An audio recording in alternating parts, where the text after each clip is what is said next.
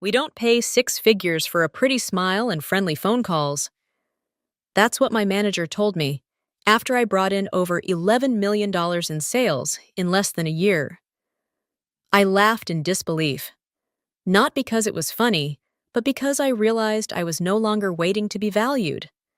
I was planning my exit. Before we dive deeper, can I ask you something? Have you ever been told to be grateful for a job that clearly underpaid and undervalued you? If you've ever stayed silent, waiting to be seen, only to be overlooked, your story matters. Share it below. Someone out there needs to know they're not alone. 3 years. That's how long I'd been pouring myself into this company, showing up early, leaving late, picking up clients others didn't want, and making them feel like royalty. I wasn't just doing my job. I was building something. A real book of business, client by client, call by call. They said sales was a numbers game. But to me, it was personal. I remembered birthdays, kids' names, anniversaries. I handled complaints before they became problems. I turned one-off orders into long-term contracts and short-term interest into loyalty. People didn't stay because of the brand. They stayed because of me. By the end of Q3, I'd closed over $11.3 million in revenue. And yet, my base salary hadn't moved since the day I started. $55,000. No commission, no bonus structure, just the same flat check every 2 weeks. Like I was doing basic admin work. Still, I kept quiet. I told myself to be patient, that my time would come. During team meetings, I watched new hires, fresh out of college, get recognition for deals a quarter of the size of mine. I trained them, supported them, sometimes even saved their accounts. But when I asked about a raise, all I got was a dismissive chuckle and a recycled promise. It's not the right time. Let's revisit in April. I'll put in a good word for you. That good word came and went. April arrived. Nothing changed. I wasn't even called in for a formal review. So, I sent a calendar invite myself, 30 minutes, labeled salary discussion. My manager accepted it, but didn't look thrilled. I walked into that room with a folder in my hand. Inside, a breakdown of my accounts, revenue generated, and client retention stats. I didn't go in angry. I went in ready, with facts, with proof, with quiet confidence. I thought, maybe this time, he'll finally see it. Instead, he leaned back in his chair, arms folded, and said the sentence that would change everything for me. We don't pay six figures just because someone knows how to be charming on the phone. It wasn't just insulting, it was surgical. Like everything I had done, all the work, the weekends, the sick days I worked through, had been reduced to charm. Not skill, not strategy, just a pleasant voice. I stared at him, blinking slowly. Not crying, not reacting, just watching the version of reality he had created for himself. One where I was easily replaceable. One where I should be grateful to have a job at all. That's when it clicked. They were never going to pay me what I was worth. Not because I hadn't earned it, but because acknowledging my value meant disrupting the system that kept them comfortable. So I nodded, stood up, and left the folder on the table. I didn't fight. I didn't beg.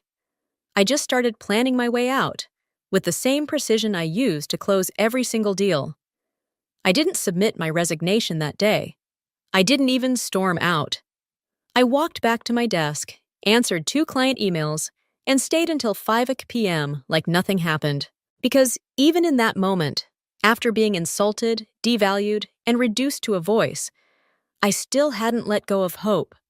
That's the cruelest part of corporate loyalty. It doesn't break all at once. It frays. Slowly, quietly, while you keep showing up with your chest wide open. I spent that evening replaying everything, the trade shows I flew to on weekends, the nights I stayed late reworking client proposals, the Saturday I missed my niece's dance recital because one of our legacy accounts had a last-minute logistics issue and no one else was available to take the call. I thought of the time I worked through a flu so severe I could barely speak above a whisper. I still remember my manager saying, "Now that's dedication," but he never once told HR I was sick. I never saw a single day of comp time. Because people like me, we don't ask, we deliver. And the company counts on that. The next day, I wore my best blazer, brought coffee for the team, and made sure my calendar was full. Because deep down, some part of me believed that maybe, just maybe, someone higher up would notice, that someone in a corner office would see the numbers and finally ask, why hasn't she been promoted? They never did. Instead, I overheard a conversation that felt like a punch to the gut. Two senior managers talking near the break room, laughing about how the new guy, a recent hire straight out of a rival company, had negotiated a base of $80K plus a signing bonus. He hadn't even closed a single deal yet. I sat in my chair, smiling blankly at my screen. But inside, I was unraveling. I remembered helping that same guy fix a client pitch 2 days earlier because he wasn't familiar with our CRM system yet. I had sent him templates, walked him through the pricing tiers, proofread his slides, and then I watched him be rewarded for walking through a door I had held open for him. That was the moment the hope finally cracked. It wasn't just the money, it was the message. You're not a priority here. They saw me as dependable, not indispensable. I was a utility, efficient, predictable, low maintenance. And worse, I had allowed myself to be. I realized then that waiting for recognition from people who benefit from your invisibility is a trap, one they hope you never wake up from. But I was awake now. That night, I opened my laptop and updated my resume. I made a list of clients I had personally brought in. I tracked down names, emails, testimonials. I reached out to one of my mentors in the industry, someone who always told me, "Don't ever let comfort be the reason you stay." Within 3 days, I had 4 recruiters in my inbox. 2 wanted to talk immediately. One of them represented a direct competitor. And the fourth? The fourth would be the reason my exit wouldn't just be quiet. It would leave an impact they couldn't ignore. The email came in at 4:57 p.m. on a Thursday. Subject line, Q2 Sales Strategy Review. Leadership participation required. At first, I skimmed it, assuming it was just another meeting invite. But then my eyes locked onto the list of attendees. Every department head, 2 regional directors, my own manager, and one name I didn't expect to see, James Taylor, the new hire I had helped on board just weeks ago. My name wasn't on the list. I hit forward and typed, "Hi, just wanted to confirm if this meeting was meant to include me, since it's regarding Q2 strategy and several of the accounts are mine." My manager replied within minutes. "Hey, Madison, appreciate your initiative, but we're keeping this one tight with key strategic voices. I'll loop you in with action points after." Key strategic voices. I sat there staring at that phrase like it was written in stone. My blood went cold. James, with 0 closed deals and a LinkedIn profile still listing him as exploring new opportunities, was now a key strategic voice.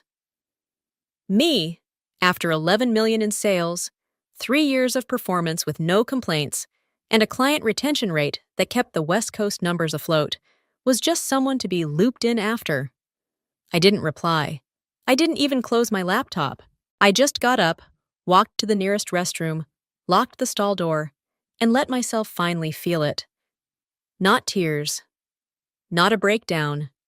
Just this low, boiling rage that spread through my body like heat under my skin. They weren't just ignoring me, they were erasing me. And the worst part? I had handed them the eraser. I had trained James. I had streamlined our onboarding decks. I had rewritten the sales pitch template that everyone now used. I had taken extra calls on holidays, volunteered to present on behalf of my manager when he had a last-minute conflict. I had done it all, believing it would build something lasting. But all it built was a pedestal for someone else to stand on. And that someone else just happened to wear the same college ring as the CEO's nephew. That weekend, I opened my journal, the one I used to track performance goals and client feedback, and I wrote 3 words across a clean white page. I'm done begging. I didn't even recognize my own handwriting. It looked colder, sharper. I spent the next week saying nothing, smiling in meetings, delivering results, polishing my LinkedIn profile, quietly scheduling interviews during lunch breaks. My face said team player. My inbox said actively interviewing. And then came the day that shattered the last fragile thread of my patience. I had just wrapped a call with a client I'd been nurturing for over 2 years, a massive logistics firm that had grown from a one-time customer to our largest retained account. The rep on their end said something in passing. By the way, congrats on the upcoming award. You must be thrilled. I blinked. What award? They laughed. Your company's nominating someone for the National Sales Excellence Spotlight. Your name's all over our internal reports. I just assumed. I smiled politely. Thanks for letting me know.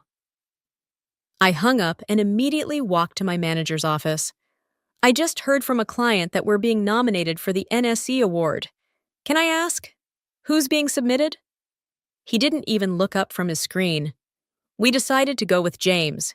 He's been bringing a lot of fresh energy. Fresh energy. I almost laughed. Not because it was funny, but because it was so absurd I could feel my soul leaving my body. He hadn't closed a single major deal. But sure, let's reward potential over proof. That was the moment I realized I'd been playing the wrong game entirely. I was chasing merit in a system built on proximity, connections, optics, not effort, and I was done playing.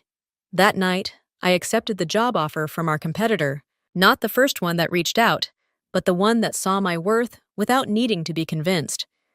A base salary of $85,000. Commission structure uncapped. Quarterly bonuses. Autonomy. They said, we don't micromanage talent. We empower it. For the first time in months, I felt something crack open in my chest. Not pain, not grief. Relief. I didn't announce it in the break room. I didn't post it on LinkedIn. I didn't send a mass email with a cheesy quote about new beginnings. I just scheduled a one-on-one with my manager for Monday morning at 9:30. Let me pause here for a second. Have you ever reached that quiet moment where you knew, deep in your bones, that no amount of counteroffers could undo the way they made you feel? What was your final straw? I want to hear it. Because naming that moment doesn't make you weak. It means you finally chose yourself. He walked in with a half-eaten granola bar and an assumption that this was about Q3 projections. Instead, I handed him a single sheet of paper. Subject, formal notice of resignation. For a second, he didn't move. He just stared at the header, blinking like it might disappear if he waited long enough. Then he cleared his throat and said, I didn't see this coming. I smiled politely. I know. He glanced at the paper again. Can we talk about what's prompting this? I kept my tone even. I've accepted a new role, one that aligns with my value and growth. He leaned back in his chair like he was trying to stretch the moment, like more oxygen would help him process what was happening. Is this about James? The award? I didn't answer. He already knew. We can work something out, he said quickly. Maybe not the award, but let me talk to HR. We might be able to review your comp package. I shook my head, still calm. This isn't about money anymore. He looked at me the way people look at a door that's closing just as they're reaching for it. Just give me a few hours to call the CEO, he said. Don't do anything rash. I nodded. Take your time. I walked out of his office without looking back. By noon, the CEO had booked time on my calendar. The subject line read, Let's find a way to keep you. It would have meant something, months ago, back when I was still hoping someone would see me. But now it was just noise. They didn't want me because they valued me. They wanted me because they realized what I took with me. Because in my silence, I'd done what they never expected. I prepared. I spent my last week cleaning my pipeline, forwarding transition notes, and sending professional handoff emails. No drama, no tension, just clockwork precision. But behind the scenes, something was shifting. Clients started reaching out, not because I contacted them, but because they noticed my absence. One message read, Hey Madison, heard a rumor you're leaving. Please let us know where you're headed. We'd like to keep working with you.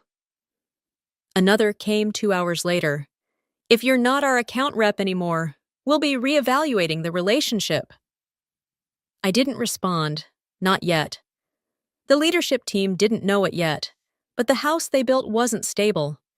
It stood on the quiet labor of people like me, people they called replaceable. And now? The first cracks had started to form. The conference room was already cold when I walked in.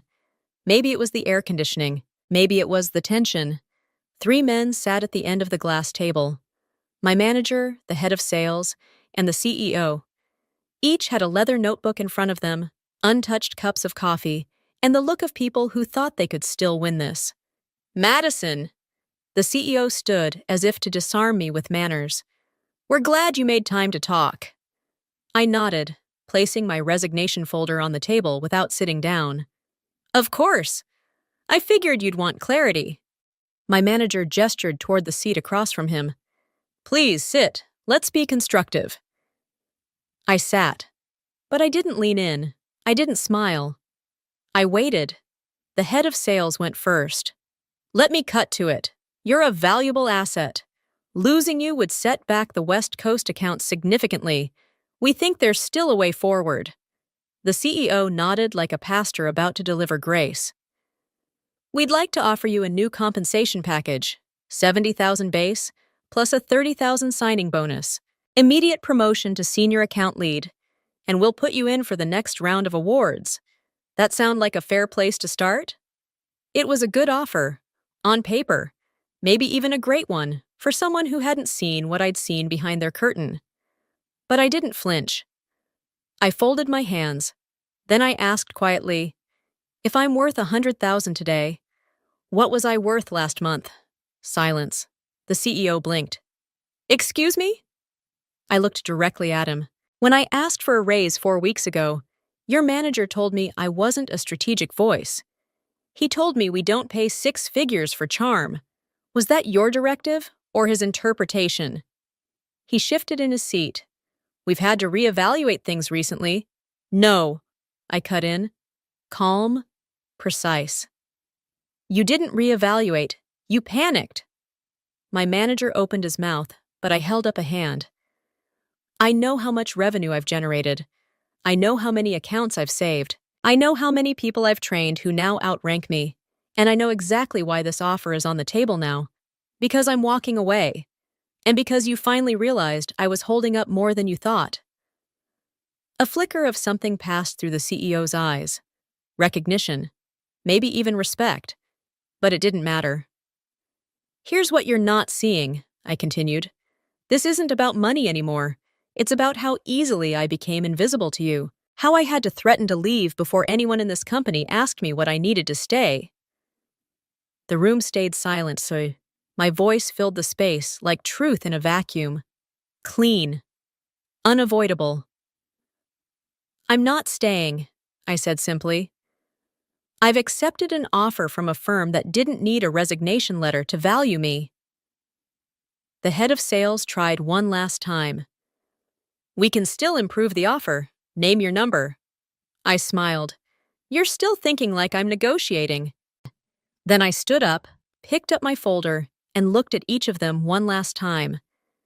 You built a system where silence was rewarded and loyalty was punished. Now you get to live with the result. The CEO leaned forward. Madison, at least consider... But I was already walking out.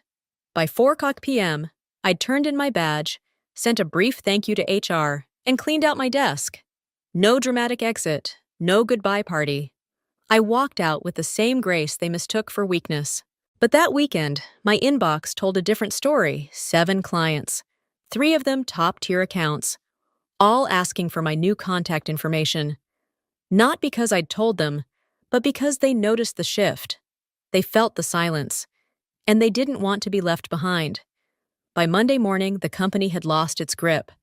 I didn't announce my departure. I didn't touch a single client file after I left. I didn't say a word, but somehow word spread. Not just that I had left, but why.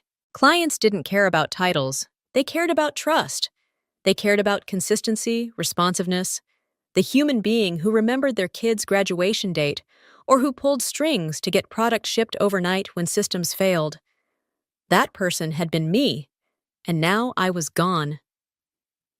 It started with emails, a few casual messages from longtime clients asking for clarification on who was now handling their accounts. Then came the request to delay renewal until we've spoken with Madison. By the end of the week, three-way legacy clients had pulled scheduled contract renewals and asked for exploratory calls with my new employer. No drama, no legal threats, just polite, strategic repositioning. I never solicited a single one. But here's the thing. When you give your best to people over time, they remember. And when they sense you've been mistreated, they don't just sympathize, they act. One client wrote, "If she's no longer with your company, we will no longer be continuing this relationship. Please consider this formal notice." Another forwarded a message to my old manager with a single line, "Loyalty is a two-way street." By Friday, I got a call from one of the sales reps still inside the company. She sounded rattled. "They're freaking out," she whispered. "Two of your biggest clients are in negotiations with your new team. The CEO's in damage control mode." I thanked her, but didn't say much. I didn't need to. The truth was already speaking for me. At my new job, I finally felt what it was like to be seen. Not just tolerated, not just convenient, valued. I met with executives who asked for my input, not my obedience. I joined meetings where no one interrupted me to translate my point. I was offered resources, support, and, most importantly, trust. And for the first time, I wasn't carrying the weight of proving myself every day. I could just do my job. Still, I kept one thing close. A silver pen a client had once gifted me after I helped rescue a failed contract 2 days before Christmas. He had engraved it with 6 words I never forgot, for the one who showed up. I didn't need awards. That pen was more than enough. It reminded me that even in silence, even when invisible to the system, I had made an impact that couldn't be erased. My old company hadn't just lost a salesperson, they lost the glue that held the West Coast together. But they wouldn't realize that until the foundation began to split. And by then, I'd already be miles ahead. Weeks passed. My name no longer appeared in their Monday revenue reports. My initials weren't attached to any new accounts. The Slack channels fell silent where I used to troubleshoot, coach, and pull last-minute miracles. But I didn't check in. I didn't look back. Because I was rebuilding. At my new firm, I wasn't just another employee. I was an asset. I was given full autonomy over my territory. I pitched strategy to senior leadership without being talked over. I wasn't put up for review. I was invited to lead. It was strange at first, how easy it felt to be respected. I had spent so long proving, defending, bracing. Now I could just be, and let my work speak without needing to shout. But I hadn't forgotten what I'd learned the hard way. Value is not what they pay you. Value is what they try to replace when you're gone. And fail. Back at my old company, one by one, the dominoes began to fall. Clients quietly stepped away. Promising recruits lost interest. And James, the fresh energy,